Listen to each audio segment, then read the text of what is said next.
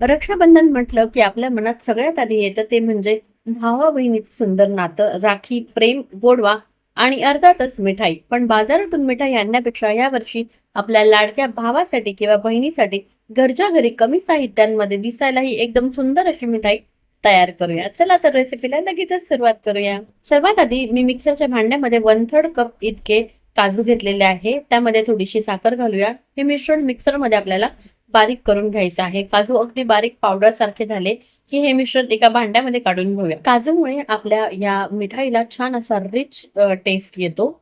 आता यामध्ये मी घेतली आहे 1 वाटीला थोडं कमी डेसिकेटेड कोकोनट म्हणजेच कोकोनट पावडर. इथे मी साधारण 1 वाटीपेक्षा थोडी कमी आहे ही पावडर. आणि आता त्याच वाटीच्या मापाने जितकी कोकोनट पावडर घेतली आहे तितकीच आपल्याला मिल्क पावडर घ्यायची आहे. मिल्क पावडरमुळे मिठाईला छान मिल्की आणि मऊ टेक्स्चर मिळणार आहे. आता हे सगळं मिश्रण आपण एकत्र करून घेऊया. आता यामध्ये मी थोडीशी दुधाची मलाई घातलेली आहे आणि थोडंसं दूध. आता हे मिश्रण आपण छान एकजीव करून घेऊया. इथे एक गोष्ट लक्षात ठेवा, दूध आपल्याला एकदम जास्त घालायचं नाहीये.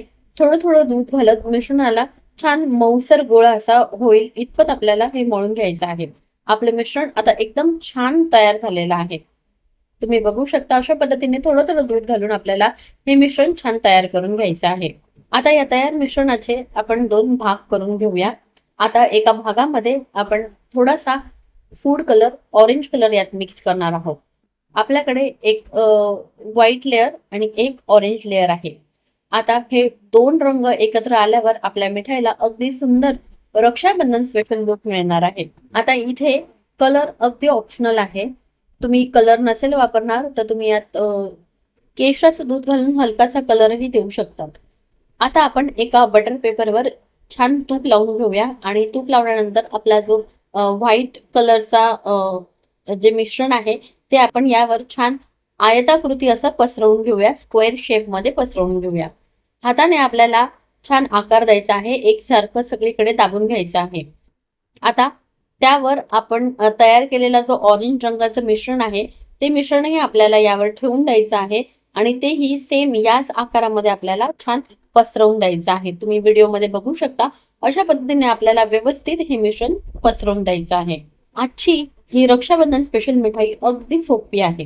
यात ना पाक करायची कटकट, ना खूप वेळ लागणार आणि तयार झाल्यावर दिसायला ती अगदी सुंदर आणि खायलाही तितकीच मस्त लागणार आहे. सणाच्या वेळेला प्रत्येक वेळेला बाहेरनं मिठाई आणण्यापेक्षा अशी मिठाई आपण घरच्या घरी पटकन तयार करून सगळ्यांचं मन जिंकूया आणि आपलं सणांचं सेलिब्रेशन द्विगुणित करूया. कशी वाटली तुम्हाला ही मिठाई? आहे की नाही एकदम सोपी, जास्त काहीही आपल्याला गॅसही लावायची आवश्यकता नाही. यामध्ये अगदी झटपट, साधी आणि सोपी ही मिठाई आहे. आता आपण यावर आवडीचे ड्रायफ्रुट्स घालून घेऊया. इथे मी काजू, बदाम, पिस्ता छान कुटून घेतलेले आहे, बारीक करून घेतलेले आहे.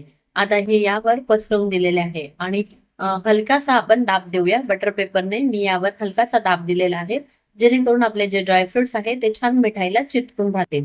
आता अशा पद्धतीने आपली ही मिठाई तयार झाली आहे. आता आपण ही मिठाई लगेचच कट करून घेऊया. आता कट केल्यानंतर तुम्हाला हव्या त्या साईज मध्ये तुम्ही ही मिठाई कट करून घेऊ शकता. मी इथे ही आयताकृती मिठाई कट करून घेतलेली आहे. तुम्हाला हवं असल्यास तुम्ही डायमंड शेप मध्ये वगैरे ही मिठाई कट करून घेऊ शकता. आता मी ही स्क्वेअर मध्ये कट केलेली आहे आणि तुम्ही बघू शकता ही मिठाई किती छान झालेली तयार आहे आणि याचा कलरही इतका सुंदर आलेला आहे. डबल कलर मध्ये आपली ही मिठाई तयार झालेली आहे. यंदाच्या रक्षाबंधनला भावा बहिणीच्या नात्या परिवारात प्रेम आणि आपण घरच्या घरी तयार केलेल्या मिठाईचा गोडवा आठवणीत राहणार आहे. आणि म्हणूनच या रक्षाबंधनला बाजारातून मिठाई आणण्यापेक्षा आपल्या हाताने बनवलेली ही छोटीशी भावाला किंवा बहिणीला भेट द्या. कारण घरच्या हातची मिठाई काही औरच असते. तुम्हाला माझी रक्षाबंधन स्पेशल मिठाई कशी वाटली आहे हे मला कमेंट करून नक्की कळवा. आणि व्हिडिओ आवडला असेल तर हा व्हिडिओ त्या प्रत्येक भावा बहिणीपर्यंत नक्की पोहोचवा. अजूनही चॅनलला सबस्क्राईब केलं नसेल तर सबस्क्राईब करायला अजिबात विसरू नका. आणि हा व्हिडिओ जर तुम्ही फेसबुकवरनं बघत असाल तर पेजला नक्की फॉलो करा. अगदी छोटे बच्चेही आपली ही मिठाई तयार करू शकतात. आपल्या भावाला किंवा बहिणीला हे छोटस सरप्राईज नक्की द्या आणि असंच पंचपक्वान्न ऑफिशियलला प्रेम द्या. पुन्हा भेटूया पुढच्या अशाच साध्या सोप्या आणि घरगुती रेसिपींसोबत. तोपर्यंत स्वतःची काळजी घ्या आणि चविष्ट राहा. Bye bye.